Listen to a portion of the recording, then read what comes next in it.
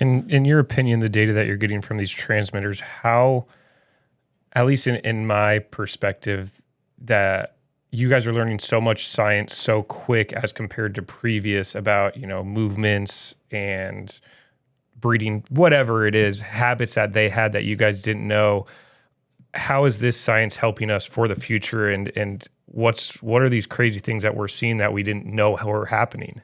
I mean, that's kind of a loaded question in some sense. Is that that's what we're really struggling with in some sense right now. Is there's so much data that comes in from these new transmitters. We were, getting about 100 locations I mentioned per transmitter before. Now we have over 150,000 locations for some of the birds that have gotten the most data. And the accuracy of those locations is so much greater too.